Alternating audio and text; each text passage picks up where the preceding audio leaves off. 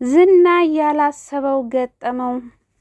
ከአለቃም አለቃ ከጀግናም ጀግና አለ የሚባል አባባል እንግዲህ አሁን ዝና ላይ ደርሶበታል። ዝና ከኔ በላይ ጀግና የለም፣ ከኔ በላይ ወንድ የለም እያለ ሲፎግርና ሲፎክር የነበረው ሰው አሁን በብሩክ ወንድም እጅ ውስጥ ይገኛል። ዝና ማለት የቱ ነው አሳዩኝ እያለ ቅድስትንም ሲጠይቃት እንዲሁም ሞገስንም ሲጠይቀው ነበረ። ነገር ግን በመጨረሻም ዝና ሰተት ብሎ ብሩክ ወንድም እጅ ውስጥ ገብቷል። የብሩክ ወንድም ማለት በጣም ጀግና፣ ሁሉም ሰው የሚፈራው፣ በዛ ላይ ደግሞ ከሰው ጋር ተጣልቶ ተደባድቦ ሰዎችን ያላከመኔ አድርጎ እስር ቤት ታስሮ ገና መፈታቱ ነው። የሚያሳዝነው ነገር ግን ያው እንግዲህ ዝናን ፈንክቶና ደብድቦ መልሶ እስር ቤት ሊገባ ነው የብሩክ ወንድም። ምክንያቱ ደግሞ የብሩክ ወንድም በጣም ኃይለኛና እልከኛ አትንኩኝ ባይ ነው። ልክ ያው እንደ ዝና ጉረኛ ሳይሆን በተግባር አድርጎ የሚያሳይ ነው። ሞገስ ግን በጣም ነበር የፈራው። የዝና ሲመጣ አይኑን ፈጦ ቀረ እና ታዲያ የብሩክ ወንድምም ለምንድን ነው የምትፈራው? ወንድ አይደለህም እንዴ? አንተ እንስሳት ነህ እንዴ? ዝም ብለህ የምትሞተው ገለህ አትሞትም እንዴ? ከሞትክም ስለዛ አትጨነቅ ብሎ እንግዲህ ዝና ሰተት ብሎ ሞገስን ለመምታት ሰፍ ሲል የብሩክ ወንድም እጁን ያዝ አደረገው ማለት ነው። እንግዲህ ትልቅ ጦርነት እየተዘጋጀ ነው። ባለፈው ክፍል ቅድስትንና ምሳሌን ይዟቸው ይሆን እያልን በጭንቀት ልናልቅ ነበር። ነገር ግን ደስ የሚለው ነገር ከፊታቸው የብሩክ ወንድም መጥቶ ከጭንቀት አድኗቸዋል። እነሱም ብቻ ሳይሆን እኛ ተመልካቾችንም ከጭንቀት አድነውናል። ማህሌት የሰራቸውን ነገር ስለምታውቅ የብሩክ ወንድም በመምጣቱ በጣም ተጨንቃለች። አሁን ለምን መጣ? ምን አስቦ ነው የመጣው? እንዴት መጣ? እያለች እንግዲህ እሷም ተጨንቃ ዝናን ስታስጨንቀው ነበር። እሱም ታዲያ በጣም ፈርቶ እጇን ይዞ ወደ ቤት ይዟት ነበር የሮጠው። ታዲያ ማህሌትም እንግዲህ ቆይ እስኪ ብሩክ ጠፍቷል እየተባለ ይሄ ደግሞ ከየት መጣ ብላ ተጨንቃለች። ዝናም አሁን የምታውቂው ይሄ እውነት የብሩክ ወንድም ነው ወይ ብሎ በሚጠይቃት ሰዓት አንተ ቆይ ለምንድን ነው ከብሩክ ጋር ከሞገስ ጋር አብሬ አድጋለሁ ብለሃል? ለምንድን ነው መድብልን ያላወቅከው? ትለዋለች። የስሙ ነገር ደግሞ መድብል የሚባል ስም እንግዲህ ለመጀመሪያ ጊዜ ነው የሰማሁት። ዝናም ታዲያ እኔ እኮ ያደግኩት ከሞገስ ጋር ነው እንጂ ከብሩክ ጋር አላደግኩም። ብሩክን የማውቀው በሞገስ ነው እና ያንን ሰውዬን ያላውቀውም ይላታል። ማለት ታዲያ አሁን ማወቅ አለብህ፣ መድብል ማለት ከሰይጣን የባሰ ሰይጣን ነው፣ ይሄንን ማወቅ አለብህ ስትለው እንግዲህ ዝና ማለት እያስፈራራሽ መሆኑ ነው ይላታል። በእርግጥም ደግሞ ዝና ፈርቷል። ማለትም እንደፈራው ቃለች ይሆንና ግን እሱን ለማበረታታት ያክል አይ ካንተ የሚበልጥማ ወንድ የለም፣ ነገር ግን ያላንዳች ነገር በዚህ ሰዓት ከእስር ቤት ሊወጣ አይችልም፣ የሆነ ነገር አስቦ ነው የመጣው። ዝናም እንዴት በዚህ ሰዓት ሊመጣ ቻለ? እንዴት ፈቱት? እንዴት ተፈታ? ሲል እንግዲህ እና ማህሌትም ታዲያ ምናልባት እኮ ብሩክ ጠፋ ስልኩን ዘጋ ሲባል እንግዲህ በሱ ምክንያት ሊሆን ይችላል የመጣው። እንግዲህ ምክንያቱ ደግሞ እሱ ከሆነ ቀጥታ ወደኔና ወደ አንተ ነው የሚመጣው። ለምን ብትሉ እንግዲህ የብሩክ ጥላት ማን ነው በዚህ ሰዓት ሲባል ዝናና ማህሌት ናቸው የተባለው። እንግዲህ ቅድስትም እኔ እንደማውቀው በዚህ ሰዓት የተጣላው ብሩክ ከማህሌትና ከዝና ጋር ነው ስትለው የታለ ዝና የሚባለውን ሰው አስተዋውቁኝ፣ አሳዩኝ እያለ ነበር። በመጨረሻም እንግዲህ ዝናን አግኝቶታል። ያው የዝና መጨረሻ ምን ይሆን? መቃብር፣ ወደ እስር ቤት። ዝና ግን በዚህ ሰዓት ማህሌት አስጠልተዋለች። አንቺ ጭቅጭቅና ንዝንዝ በጣም ነው የሰለቸኝ፣ በጣም ነው ያስጠላሽኝ። አንቺ ቆይ ነገር አይገባሽም፣ እንዲህ ነገር ካላስረዘምሽ አይሆንልሽም እያለ እንግዲህ እየተበሳጨ ነበረ። ግን የሚያሳዝነው ነገር በመጨረሻ ትልቅ ነገር ተናግሯል። እሱም ደግሞ የማህሌት እቅድ እየተሳካ ይመስላል። ማህሌት ነገር እያቀጣጠለች ነው። ስለ ሉላ ምን ታስባለህ በምትለው ሰዓት እሱም ሉላን ማከርታኛለች ይላታል። እንዴ እና ታዲያ እንደ ከዳች ዛሬ ነው እንደምታውቀው? ከአንተ ጋር ሆናስ ከሞገስ ጋር እንደማትማግጥ በምን እርግጠኛ ነኝ? በምን እርግጠኛ ነህ ትለዋለች። አላማዋ እንግዲህ ማለት ዝና ሉላን እንዲያገኛት እንዲያርቃት እና ከሷ ጋር እንዲሆን ነው አላማዋ። ዝናም ታዲያ ያንቺ እንደው ነገር ከጀመሩልሽ ዝም ብለሽ በቃ መቀደር ነው ስራሽ በሚላት ሰዓት እንግዲህ እውነቴን ነው ዝና አካሏ እንኳ ካንተ ጋር ቢሆን ልቧ ከሞገስ ጋር ነው፣ ካንተ ጋር ተኝታ አእምሯ እሱ ጋር ሊሆን ይችላል ትለዋለች። እሱም ታዲያ ያልሆነ ውሳኔ ይወስናል። እንዴ አንቺም ለካ እንደዛ ታደርጊ ነበረ በሚላት ሰዓት አይ እኔ እንኳን የወደድኩት ሳይወደኝ የቀረው ገና አሁን ነው ስትለው ይገባዋል። ወደድሽ ማለት ነው በሚላት ሰዓት እንግዲህ እኛ ሴቶች በግልጽ እንደምንዋድ አንናገርም፣ ነገር ግን በምናሳየው አክት እናንተ መረዳት አለባችሁ። ዝና ታዲያ ለማንኛውም ሉላ ከርታኛለች ሲላት እኮ በትክክል ከርታሃለች፣ ከዚህ በኋላ ሉላን አይደለም ሚስት በቃ ጎረቤት ራሱ እንዲታረጋት ጥሩ አይደለም፣ መርሳት ነው ያለብህ ትለዋለች። እንዴ ያፈቀሩትን ሰው እንዴት በቀላሉ መርሳት ይቻላል? ዝና ሀደ አዎ በትክክል ከርታኛለች፣ እኔን ገደል ውስጥ ጨምራ ከሞገስ ጋር እየተዝናናች ነው። ለእኔ ጨለማ ሰጥታ ለሞገስ ግን ብርሃን ሁናለታለች ማለት እንግዲህ ነገር አቀጣጣይ ናትና እንዴ ምን እሱ ብቻ ለአንተ የተፈጠረውን ገላ ራሱ ሞገስን አቅፋ እያደረች እኮ አርክሰዋለች። ስለዚህ እንዳትለቃት ዝም እንዳትል። ዝና ታዲያ በጣም ተበሳይቷል። ይኸው እንግዲህ ፈለኳት ላገኛት አልቻልኩም። ምክንያቱ ደግሞ ወን ብላ ስለተደበቀች እንዲያውቁ የተኛ ቢቀሰቅሱት አይሰማም።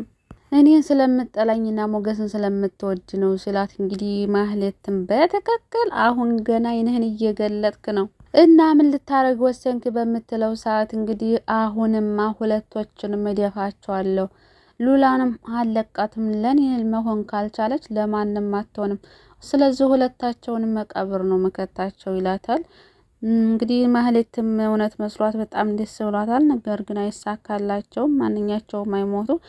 ገላለው ሲባል መገደል ሞት ሰው ገላለው ሲባል መገደል አለ፣ እመታለው ሲባልም መመታት አለና እንግዲህ ዝና ያው ሞገስን ደበድባለሁ ብሎ አስቦ ሳታት ብሎ ሲሄድ እንግዲህ ያላሰበው ነው የገጠመው። ነገር ግን አሁን እንግዲህ የብሩክ ወንድም ብር ለማውጣት ፈልጎ የሉላን አካውንት ተጠቅሞ ብር አውጥተዋል። እንግዲህ የዝና የስራ ባለደረባ ይደውልና አሁን ሉላ በዛ አካባቢ ብር አውጥታለች፣ ቶሎ ልትደርስባቸው ይገባል ብሎ ስልክ ይደውልለታል።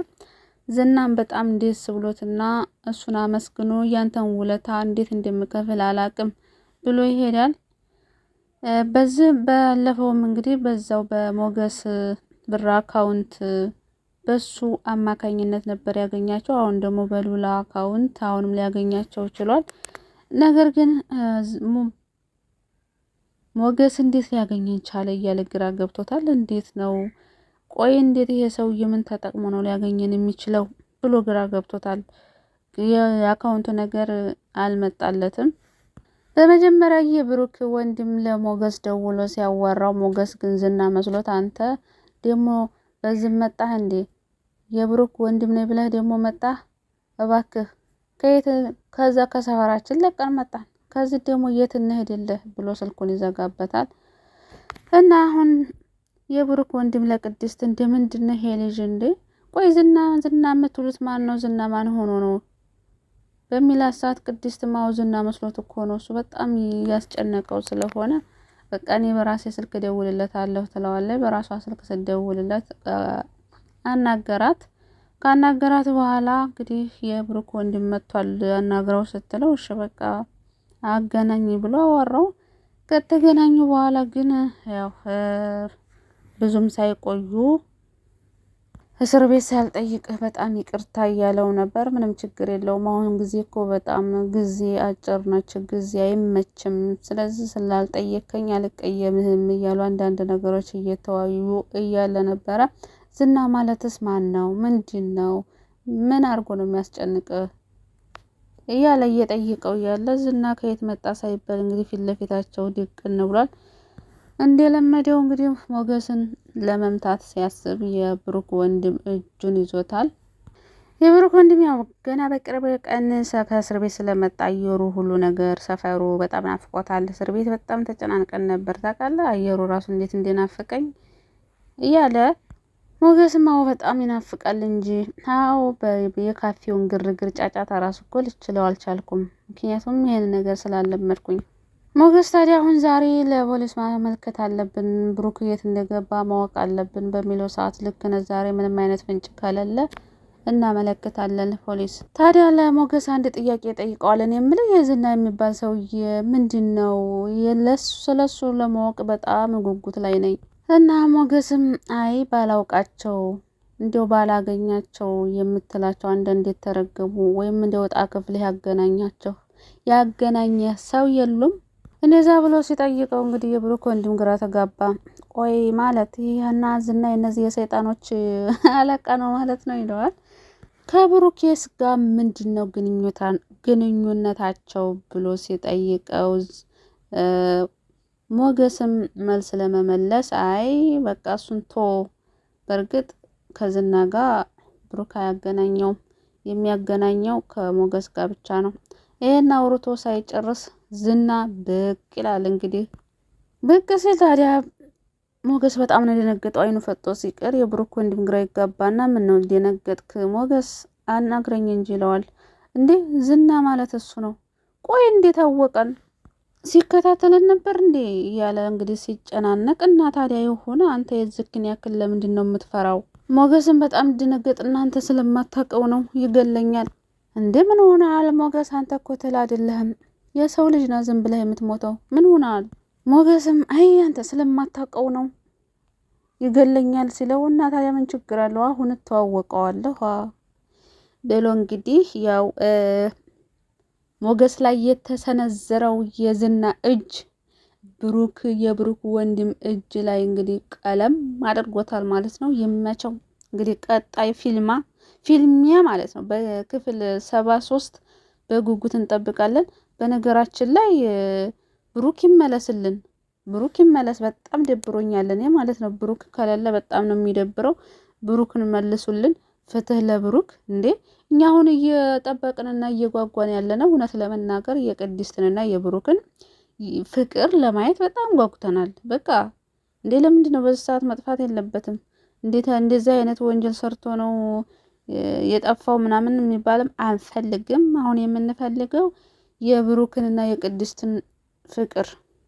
አዎ እነሱ ተፋቅረው ፍቅራቸውን ሲገላለጹ ከዛ ደግሞ የእሷ ቀለበት ሲያስረላት ሲጋቡ ይሄንን አሳዩን እንጂ እንዴ! ኧረ ፍትህ ለብሩክ። ብሩክ ከሌለ ድራማ ያስጠላል። ፍትህ እያላችሁ መኮመታችሁን አትርሱ። ቪዲዮንም ላይክ አድርጉት እንዲደርሳቸው። በቃ ፍትህ ለብሩክ። ብሩክ ይመለስልን። እኛ የምንፈልገው ዝናን ራሱ እንዲገጥመው የምንፈልገው ብሩክና ሞገስ ሆነው እንዲገጥሙት ነው የምንፈልገው። ዝናን ራሱ ማለት ነው። እንዲህ በዛ ላይ ቅድስት በጣም ተጨናንቃለች። ለምሳሌ አንዴ ገና አሳይቶ ይነሳታል እንዴ አሁን እሷ ገና የፍቅሯን እየገለጸች እሱም ደግሞ ሚስቴ መሆን አትፈልግም ወይ የልጅ እናት መሆን አትፈልግም ወይ ያላት እሷም ደግሞ ተስማምታ ተዘጋጅታ እየጠበቀች ያለችበት ሰዓት እንደገና ብሩክ ይጠፋል። እንዴ ፍትህ እንዴ ዳራ ወይም ምሳሌ ድራማ ተከታታዮች ዳይሬክተሩ መልስልን፣ ብሩክን መልስልን፣ ያለበለዚያ የተቃውሞ ሰልፍ እንወጣለን። ሁላችንም ብሩኬን መልሱ።